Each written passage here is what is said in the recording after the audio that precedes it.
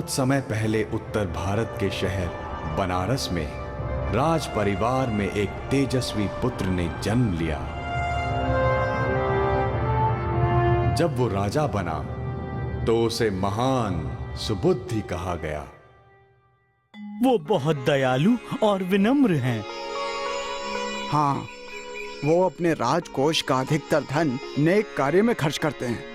यहाँ आने वाले सभी गरीब, असहाय लोग और अपरिचित यात्रियों को भोजन और आश्रय बिल्कुल मुफ्त दिया जाता है। शीघ्र ही राजा सुबुद्धि अपने सब्र, दयालुता और सुहृदयता के लिए प्रसिद्ध हो गए।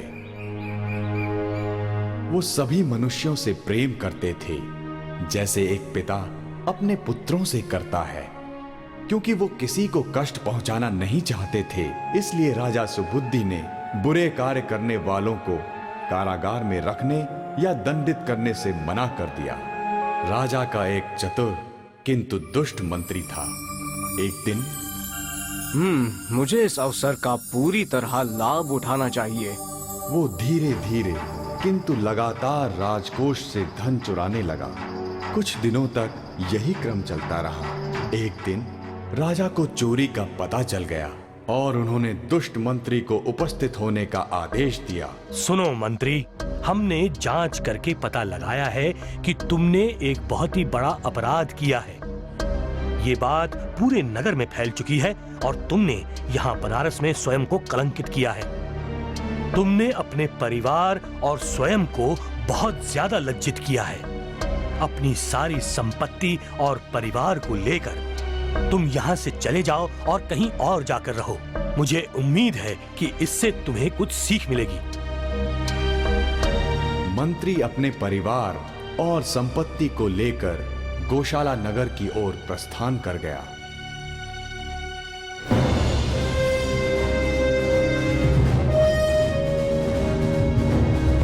मुझे गौशाला के महाराज से मिलकर उनसे कोई कार्य मांगना चाहिए।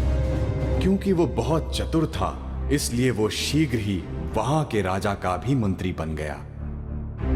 अब मैं मंत्री बन चुका हूँ, तो मुझे इस तरह कार्य करना चाहिए जिससे मैं गौशाला के राजा का सबसे विश्वास पात्र सलाहकार बन सकूं। एक दिन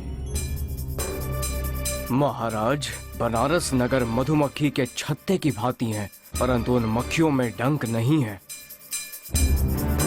उसके राजा बहुत ही विनम्र और दुर्बल हैं। बहुत ही छोटी सी सेना लेकर आप उस नगर को जीतकर उसे अपना बना सकते हैं। तुम मेरे मंत्री हो, लेकिन तुम एक गुप्तचर की भांति बात कर रहे हो जिसने कोई षड्यंत्र रचा हुआ हो। नहीं महाराज, यदि आपको मुझ पर भरोसा नहीं तो आप अपने गुप्तचर को भेजकर मेरी बात परख सकते हैं। मैं झूठ नहीं कह रहा हूँ। जब चोरों को बनारस के राजा के समक्ष उपस्थित किया जाता है तो वो उन्हें बहुत सा धन देते हैं और उन्हें सीख देते हैं कि जो उनका नहीं है वो उन्हें नहीं लेना चाहिए, और फिर वो उन्हें स्वतंत्र कर देते हैं। राजा ने इस बात की सच्चाई पता लगाने का निर्णय लिया, इसलिए उन्होंने बनारस की सीमा पर स्थित एक छोटे गांव में चोरी करने के लिए कुछ चोर भेजे। गांव वासियों ने चोरों को पकड़ लिया और महान राजा सुबुद्धि के समक्ष उन्हें उपस्थित किया। आखिर तुम इस तरह के अपराध क्यों करते हो? महाराज, हम गरीब लोग हैं। हम धन के बिना कैसे जिएंगे? आपके राज्य में बहुत कर्मचारी हैं, इसलिए हमारे पास करने के लिए कोई कार्य नहीं। अतः जीवित रहने के लिए हमें राज्य को लूटना पड़ता है। ये सुनकर राजा ने उन्हें उपहार स्वरूप बहुत सा धन दिया और उन्हें बुरे कार्यों को त्यागने का परामर्श दिया। फिर उन्हें स्वतंत्र कर दिया। वो चोर शीघ्र ही गौशाला लौट आए। क्या उसने तुम्हें आजाद कर दिया और साथ ही उपहार भी प्रदान किए? इस बार मुझे लगता है चोरों का एक और दल बनारस की ओर रवाना करना पड़ेगा। इन चोरों ने भी दुकानों को लूटा और कुछ नागरिकों की हत्या भी कर दी। जब उन्हें बंदी बनाकर राजा सुबुद्धि के समक्ष लाया गया, इन्हें इसी वक्त धन देकर आजाद कर दो। ये सुनकर गौशाला के राजा ने कहा, चलो हम बनारस की ओर कूच करते हैं। राजा की टुकड़ी और हाथी बनारस की ओर कूच कर देते हैं, परंतु बनारस के राजा के पास बहुत विशाल सेना थी जिसमें कई साहसी हाथी शामिल थे। उसमें कुछ सैनिक सामान्य थे, किंतु कुछ दानव की तरह बहुत विशाल थे। बनारस की सेना पूरे भारत को जीतने में सक्षम थी। महाराज, गोशाल राज की छोटी सी सेना हम पर आक्रमण करने आ रही है। महाराज, आप बस हमें आज्ञा दीजिए और देखना हम उनकी सेना के टुकड़े टुकड़े कर देंगे। मेरी बात सुनो, हमें राजा बनाए रखने के लिए किसी से लड़ाई करने की आवश्यकता नहीं। यदि हम दूसरों के राज्यों को नष्ट करते हैं तो हम अपने मन की शांति को भी नष्ट करते हैं। आखिर हम लोग दूसरों का वध क्यों करें?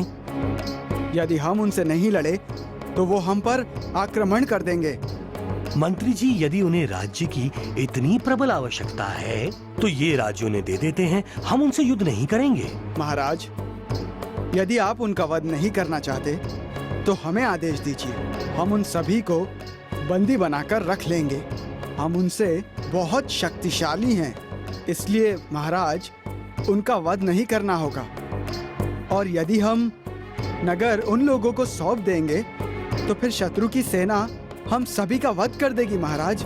लेकिन राजा सुबुद्धि टस से मस नहीं हुए। उन्होंने किसी को भी हानि पहुंचाने से मना कर दिया। यद्यपि तो उनका वध नहीं करोगे, परंतु भूलकर कई लोग घायल हो जाएंगे या मृत्यु को प्राप्त होंगे। अतः हम किसी मनुष्य को हानि नहीं पहुंचाएंगे और न ही किसी को हानि पहुंचाने देंगे। फिर राजा सुबुद्धि ने आक्रमणकारियों के लिए नगर के द्वार खोलने का आदेश दिया। वो अपने मंत्रियों को महल के ऊपरी कक्ष में ले गए और उन्हें परामर्श दिया। आप विरोध ना करें और शांत रहने का प्रयत्न करें। गौशाला के राजा बनारस नगर में प्रविष्ट हुए। उन्होंने देखा कि विरोध करने के लिए कोई नहीं है। उन्होंने राजमहल के चक्कर लगाए और देखा कि महल के द्वार भी खुले हुए हैं। बड़े ही आश्चर्य की बात है, हमारे विरुद्ध लड़ने के लिए एक भी प्राणी नहीं है। चलो आगे चलकर देखते हैं। वो और उनके सैनिक महल में प्रविष्ट हो गए और ऊपरी कक्ष में पहुंचे। उन्होंने निर्दोष महान राजा सुबुद्धि को बंदी बना लिया। सैनिकों, पराजित राजा और उनके मंत्रियों के हाथ बांध दो। सैनिक राजा सुबुद्धि और उनके मंत्रियों को शमशान ले गए और उन्हें गर्दन तक सीधे भूमि में गाड़ दिया। केवल उनके सर ही भूमि के ऊपर थे, परंतु भूमि में दबाए जाते समय भी महान सुबुद्धि शांत रहे और उन्होंने कुछ नहीं कहा। राजा सुबुद्धि के प्रति अपनी भक्ति और सेवा भाव की वजह से उनके मंत्रियों ने भी कुछ नहीं कहा। लेकिन गौशाला के राजा को बिल्कुल दया नहीं आई। रात होते ही लकड़बग्घों को अपनी मनमानी करने दी जाए। आधी रात होते ही लकड़बग्घों का एक बहुत बड़ा झुंड शमशान के आसपास घूमने लगा। उन्हें अपने स्वादिष्ट भोजन के लिए मनुष्य के रक्त की गंध आने लगी। उन्हें आता देखकर मंत्रियों ने चिल्लाना आरंभ कर दिया। हाउ हाउ, बचाओ, कोई है। उनके चिल्लाने से लकड़बग्घे भयभीत होकर दूर चले गए। ऐसा 2 बार हुआ। इन मनुष्यों को यहाँ पर हमारे खाने के लिए रखा गया है, हमें डरना नहीं चाहिए। जब लकड़बग्घों का राजा सुबुद्धि के मुंह के पास पहुंचा तो उन्होंने अपनी गर्दन आगे कर दी, परंतु इससे पहले कि वो उन्हें काटता, राजा सुबुद्धि ने उसका गाल अपने दांतों से पकड़ लिया और बिना हानि पहुंचाए उसे कसकर पकड़े रहे, जिससे वो भयभीत होकर चिल्लाने लगा।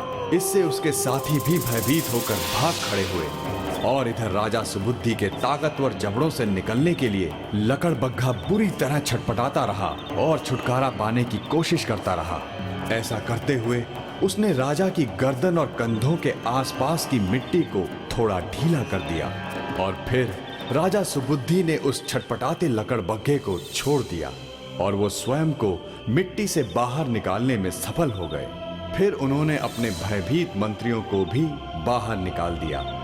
वहीं पास में एक शव रखा था। संयोग कुछ ऐसा था कि जहां वो शव रखा था वो भाग दो अलग अलग राक्षसों के अधिकार क्षेत्र में आता था। हाथ मत लगाओ, ये मेरा भोजन है। ये मेरा है। वो शव के बंटवारे को लेकर बहस कर रहे थे और एक दूसरे को अपशब्द कह रहे थे। तभी एक राक्षस ने दूसरे से कहा, ठहरो, वो देखो, वो बनारस के महान राजा सुबुद्धि हैं। वो अपने न्याय के लिए बहुत प्रसिद्ध हैं। वो हमारे लिए शव का बंटवारा कर देंगे। वो शव को राजा के पास ले गए। कृपया इसे बराबर बांट दीजिए। मित्रों, मुझे तुम्हारे लिए इसे बांटने में बहुत प्रसन्नता होगी, लेकिन इस वक्त हम बहुत मैले हैं। सर्वप्रथम हमें स्वयं को साफ करना होगा। राक्षस ने अपनी जादुई शक्ति का उपयोग करके राजा के बनारस के महल से सुगंधित पानी, इत्र, आभूषण, पोशाक और पुष्प उपस्थित कर दिए। राजा ने स्नान कर स्वयं को सुंदर पोशाक, आभूषण और पुष्प से सुसज्जित कर लिया। महाराज सुबुद्धि, क्या हम आपके लिए कुछ कर सकते हैं? हाँ, इस समय हमें बहुत भूख लगी है।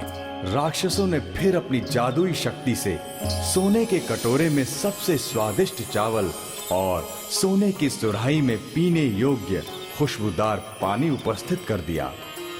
जब वो संतुष्ट हो गए तो राजा सुबुद्धि ने उनसे बनारस के महल से राज्य की तलवार लाने के लिए कहा। पलक झपकते ही वो भी आ गई। राजा ने शव को दो बराबर भागों में बांटा और कहा, तो चलो अपना अपना हिस्सा ले लो। भूखे राक्षस प्रसन्नता पूर्वक बराबर भागों में बटे शव को खा गए। फिर गदगद होकर उन्होंने राजा सुबुद्धि से कहा, अब चूंकि हम तृप्त हो चुके हैं, क्या हम आपके लिए कुछ और कर सकते हैं? अपनी जादुई शक्ति से हमें महल के शयन कक्ष में पहुंचा दो, ठीक वहीं पे जहां गोशाल के राजा सो रहे हैं, और साथ ही हमारे सारे मंत्रियों को वापस उनके घर भेज दो। बिना कुछ कहे राक्षसों ने वही किया जो राजा सुबुद्धि ने कहा।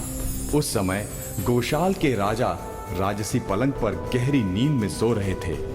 राजा सुबुद्धि ने धीरे से अपनी तलवार से सोते हुए राजा के पेट को छुआ।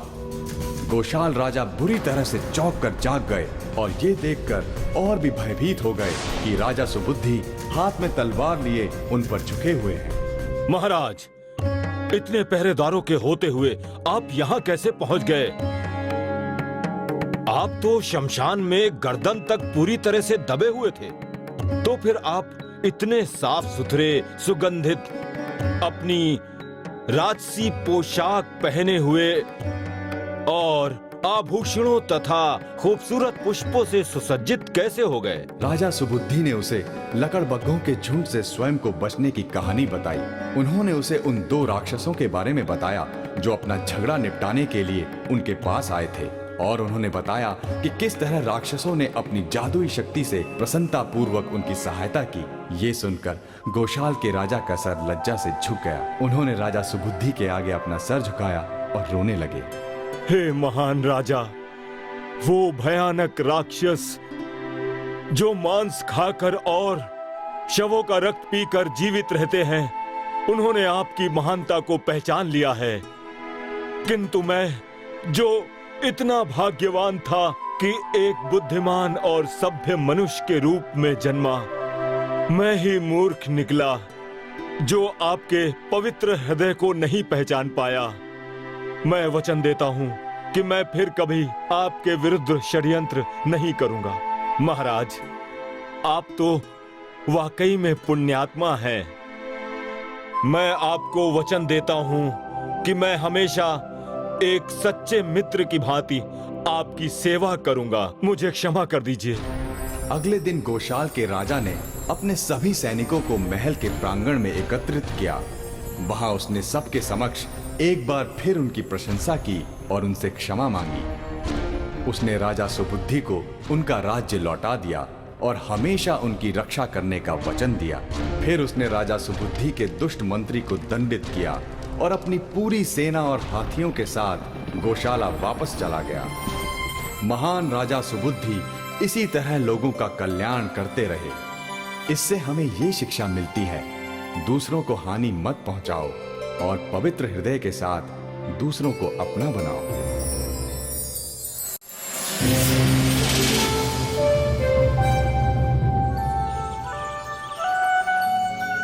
एक समय की बात है, घने जंगलों के बीच एक विशाल नदी बहा करती थी।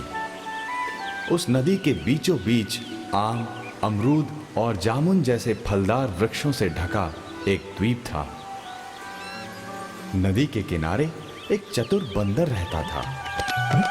वो बहुत ताकतवर और छलांग लगाने में माहिर था। नदी के किनारे और द्वीप के मध्य में एक उभरी हुई चट्टान थी। हालांकि ऐसा संभव लगता था, किंतु चालाक बंदर किनारे से चट्टान पर और चट्टान से द्वीप पर छलांग लगाने के लिए उसे उपयोग करता था। वो पूरे दिन फल खाता रहता था। ये ताजे फल मुझे जवान और ऊर्जावान रखते हैं।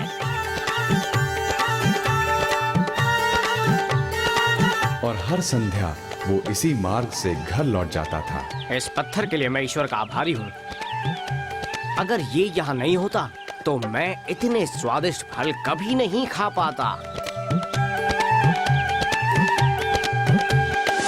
इसी नदी के पास मगरमच्छों का एक जोड़ा रहता था। श्रीमान और श्रीमती मगरमच्छ उनके यहाँ पहला नन्हा मगरमच्छ होने वाला था। पतिदेव, आजकल कुछ अजीब भोजन खाने की इच्छा होती है मुझे। आपकी प्रतिदिन लाई हुई मछलियाँ खाकर मैं तंग आ चुकी हूँ। गर्भवती थी, इसलिए वो कुछ अलग चीजें खाना चाहती थी। अतः वो अपने पत्नी व्रत पति के सामने विचित्र मांगे रखा करती थी। दूसरे जानवरों की तरह श्रीमती मगरमच्छ को बंदर को छलांग मारकर द्वीप पर आते जाते देखकर बहुत आश्चर्य होता था। मेरी समझ में नहीं आता कि वो बंदर फलों के लिए नदी के दूसरी ओर कैसे चला जाता है। तुम इस बारे में क्यों चिंता करती हो? हमें इससे कोई लेना देना नहीं। और एक दिन ऐसा हुआ कि नदी में तैरते हुए एक फल को श्रीमती मगरमच्छ ने चख लिया। वाह, ये फल कितना स्वादिष्ट है। मैंने अपने पूरे जीवन में इस तरह की कोई चीज नहीं खाई है। इस फल के स्वाद के सामने सब कुछ बेकार है। छोड़ो अभी, बेकार की बातें मत करो। अच्छा सुनो, यदि इस फल का स्वाद इतना अच्छा है, तो इस फल पर जीवित रहने वाला बंदर प्रतिदिन अपने भोजन का कितना आनंद उठाता होगा। तभी उसे बंदर का दिल खाने की तीव्र इच्छा होने लगी। उसने अपनी इच्छा के बारे में अपने पति को बताया। प्रिय, मुझे लगता है कि बंदर का दिल बहुत स्वादिष्ट होगा, क्योंकि वो प्रतिदिन यही स्वादिष्ट फल खाता है। क्या कहा? बंदर का दिल? क्या तुम पागल हो गई हो? तुम जानती भी हो तुम क्या कह रही हो? मैं कुछ नहीं जानती। मैं बंदर का दिल खाना चाहती हूँ। बंदर को पकड़ना संभव नहीं है।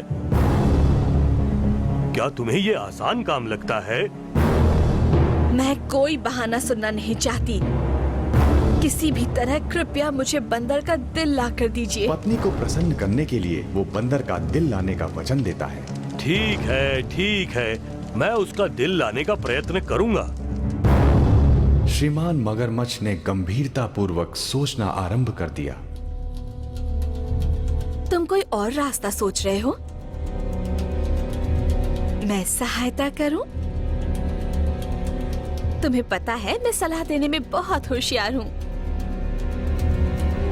क्या तुम मुझे अकेला छोड़कर कोई और रास्ता ढूंढने का मौका दोगी?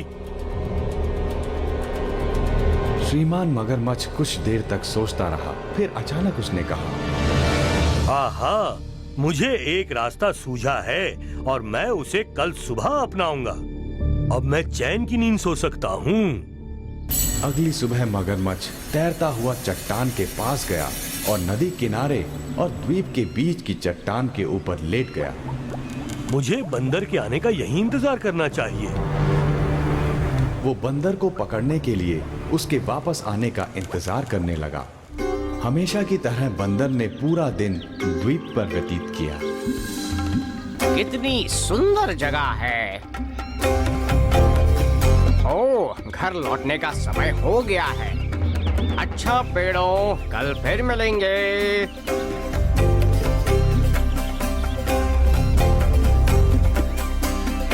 बंदर नदी पार करने ही वाला था कि उसने देखा चट्टान का आकार बढ़ गया है। उसकी याददाश्त के अनुसार वो थोड़ी ऊंची हो गई थी। अरे, मुझे कुछ परिवर्तन दिखाई दे रहा है। लगता है कुछ गड़बड़ है। मुझे जांच करनी चाहिए। जांच करने पर उसने देखा कि पानी का स्तर वही सुबह जितना है, लेकिन फिर भी चट्टान पहले से ऊंची हो गई है। नहीं नहीं नहीं, मुझे बहुत होशियार रहना चाहिए। पानी का स्तर तो उतना ही है, लेकिन चट्टान का आकार बढ़ गया है और वो ऊंची हो गई है, इसलिए मुझे पता लगाना चाहिए। बंदर ने बहुत ध्यान से चट्टान को देखा और उसे तुरंत पता चल गया कि इस शरारत के पीछे दुष्ट मगरमच्छ का हाथ है।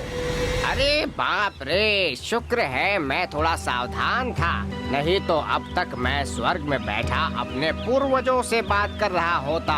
लेकिन पहले पता लगा लेता हूँ। अपने संदेह को पक्का करने के लिए उसने चट्टान को पुकारा। प्रणाम श्रीमान चट्टान, कैसे हैं आप?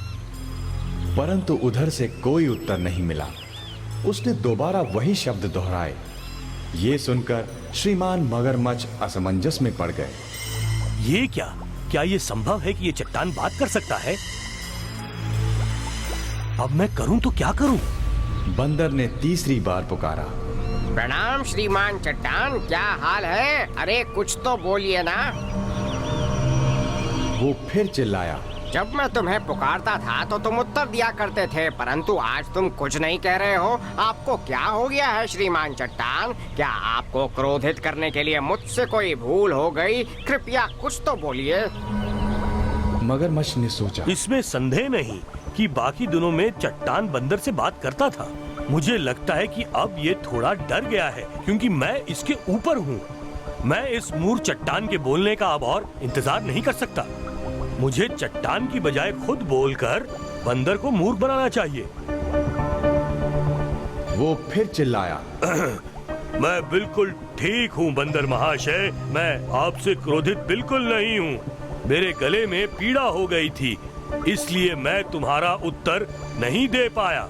बताओ तुम क्या चाहते हो? कौन हो तुम? बिना सोचे मगरमच्छ ने उत्तर दिया। मैं एक मगरमच्छ हूँ। तुम वहाँ पर क्यों लेटे हुए हो? मैं तुम्हारे दिल ले जाने की प्रतीक्षा कर रहा हूँ। तुम्हारे पास मुझसे बचने का कोई मार्ग नहीं है। चालाक बंदर ने सोचा। हाँ, मुझे लगता है वो ठीक कह रहा है। नदी किनारे जाने का कोई दूसरा मार्ग तो है ही नहीं। मैं फंस गया हूँ, परंतु किसी तरह मुझे यहाँ से निकलना होगा। उसे मूर्ख बनाऊं, पर कैसे?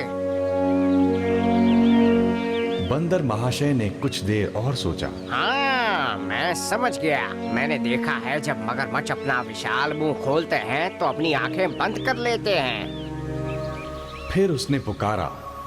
श्रीमान मगरमच्छ, मेरे अच्छे मित्र, लगता है तुमने मुझे पकड़ ही लिया। इसलिए मैं तुम्हें अपना दिल दे दूंगा। अपना मुंह पूरा खोलो और जब मैं तुम्हारी तरफ आऊं तो तुम उसे ले लेना। ओह, बहुत अच्छे मेरे मित्र। श्रीमान मगरमच्छ ने अपना विशाल मुंह खोल दिया और तुरंत अपनी आंखें बंद कर ली। जब चालाक बंदर ने ये देखा, वो तुरंत मगरमच्छ के ऊपर कूदा और उसके ऊपर से होता हुआ नदी किनारे पहुंच गया। जब श्रीमान मगरमच्छ को पता चला कि उसे मूर्ख बना दिया गया है, तो उसने बंदर की जीत की प्रशंसा की और किसी प्रतियोगिता में अच्छे खिलाड़ी की तरह विजेता की सराहना की। उसने कहा, बंदर महाशय, तुम्हारे प्रति मेरे इरादे घृणित थे।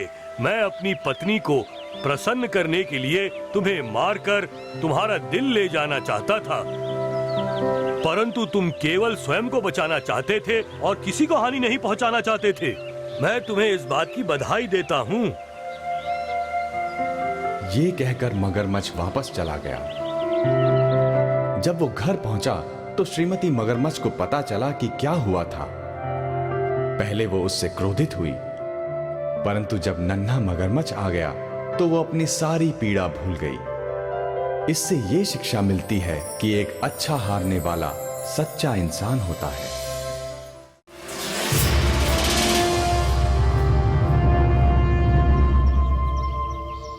बहुत समय पहले हिमालय में एक क्रूर वानर राजा राज करता था। उसके झुंड में सारे वानर, उसकी पत्नी और बच्चे थे। उसे ये भय था कि शायद उसका कोई पुत्र बड़ा होकर राजा बन जाए। इसलिए उसकी ये नीति थी कि हर बच्चे के पैदा होने के बाद वो उसे काटता था। इससे बालक वानर इतना दुर्बल हो जाता कि वो अपने पिता को चुनौती नहीं दे पाता था। मुझे और सिर्फ मुझे ही इस समूह का राजा होना चाहिए।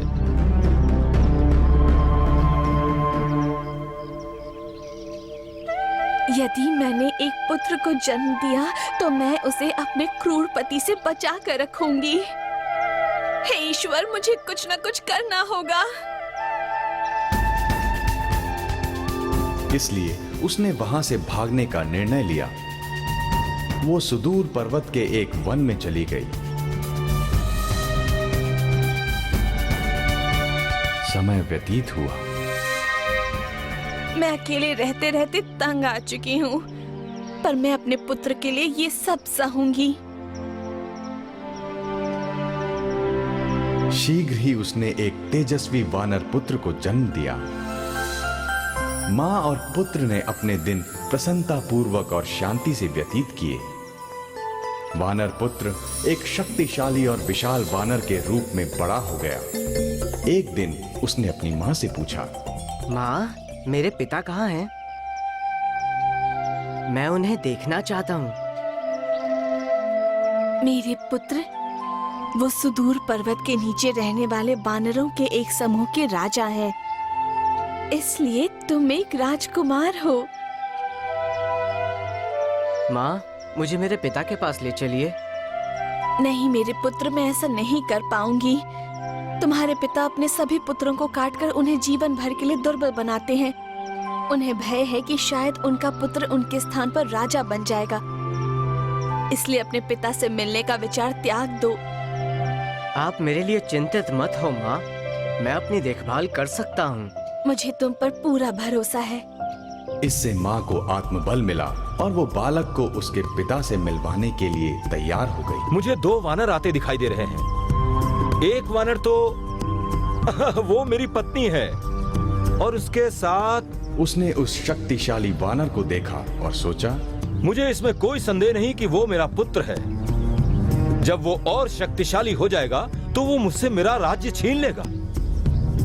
इसलिए मुझे उसका वध कर देना चाहिए। मैं ऐसा कर सकता हूँ। मैं उसके प्रति प्रेम दिखाने के बहाने गले लगा लूंगा, किंतु वास्तव में मैं उसे दबाकर मार डालूंगा। राजा ने अपने पुत्र का ये कहते हुए स्वागत किया, ओह मेरे भूले बिसरे पुत्र, तुम इतने समय से कहां थे? मुझे तुम्हारी बहुत याद आती थी। मेरी पत्नी, तुम मुझे क्यों छोड़कर चली गई? किंतु अब तुम लौट आई हो तो मैं प्रसन्न हूँ। फिर उसने अपने पुत्र को बाहों में लेकर गले लगा लिया। वो अपने पुत्र को पूरी शक्ति के साथ दबाकर उसकी जीवन लीला समाप्त करने की चेष्टा करने लगा। परंतु वानर राजकुमार एक हाथी की भांति शक्तिशाली था। उसने भी अपने पिता को कसकर गले लगाया। वो राजा को तब तक कसकर दबाता रहा जब तक उसे बूढ़े पिता की एक एक पसली के टूटने की आवाज नहीं सुनाई दी। इस भयंकर मिलन के बाद वानर राजा और भी अधिक भयभीत हो गया कि एक दिन उसका पुत्र उसका वध कर देगा। फिर उसने सोचा, यहाँ पास में एक तालाब है जिसका स्वामी एक जल दैत्य है। मेरे पुत्र को खाने के लिए उसे लाना बहुत आसान होगा। फिर मेरी समस्याएं समाप्त हो जाएंगी। ओ मेरे प्रिय पुत्र, अब तुम्हारे घर आने का ये बिल्कुल सही समय है। अब मैं बूढ़ा हो गया हूँ और मैं तुम्हें अपना वानर समूह सौंपना चाहता हूँ, परंतु राज्याभिषेक समारोह के लिए मुझे पुष्प आदि चाहिए। तुम पास के तालाब पर जाओ और 2 प्रकार की सफेद जलकुमुदनी, 3 प्रकार की नीली जलकुमुदनी और 5 प्रकार के कमल लेकर आओ। उस पर वानर राजकुमार ने कहा, जी पिताजी, जैसा आप कहें, मैं पुष्प लेकर आता हूँ। जब वो तालाब के पास पहुंचा तो उसने देखा कि वहां पर तरह तरह की जल कुमुदनी और कमल उगे हुए थे, परंतु तालाब में सीधे घुसकर उन्हें लाने के बजाय उसने ध्यान से जांच की। ये मुझे मारने का षड्यंत्र हो सकता है। मुझे बहुत होशियार रहना चाहिए। मुझे पहले इस जगह की जांच करनी चाहिए। वो धीरे धीरे तालाब के किनारे चला और उसने देखा कि वहां कुछ पैरों के निशान तालाब में जा तो रहे हैं, किंतु वापस नहीं आ रहे। कुछ देर देखने के बाद उसने सोचा, इससे साफ पता चलता है कि इस तालाब पर जल दैत्य का राज है। मेरे पिता ने चालाकी से मुझे मारने का षड्यंत्र रचा है। मुझे स्वयं को साबित करना चाहिए। मुझे उसे हराने का तरीका ढूंढना होगा। उसने आगे जांच की और तालाब का एक सुरक्षित भाग भी ढूंढ लिया। काफी कोशिशों के बाद वो एक भाग से दूसरे भाग जाने में सफल हो गया और अपनी छलांग के बीच उसने बिना जल में प्रवेश हुए नीचे झुककर पुष्प भी तोड़ लिए। ओह, ये सच में बहुत ही मुश्किल कार्य है, पर मुझे यहाँ से सारे पुष्प ले जाने होंगे। फिर उसने और अधिक पुष्प तोड़ते हुए दोबारा छलांग लगाई। उसके इधर से उधर कूदने का क्रम चलता रहा और उसने बहुत सारे पुष्प एकत्रित कर लिए। अचानक एक तेज ध्वनि हुई। राजकुमार ने किनारे पर खड़े होकर देखा। एक जल दैत्य ने पानी के बाहर अपना सर निकाला और उसे राजकुमार को देखकर बहुत आश्चर्य हुआ। मैं इतने समय से यहाँ पर रह रहा हूँ, मैंने कभी किसी मनुष्य या राक्षस को इस वानर के समान बुद्धिमान नहीं देखा। इसने बिना मेरी शक्ति की पहुंच में आए यहाँ मेरे इस जल राज्य से अपनी पसंद के सारे पुष्प एकत्र कर लिए।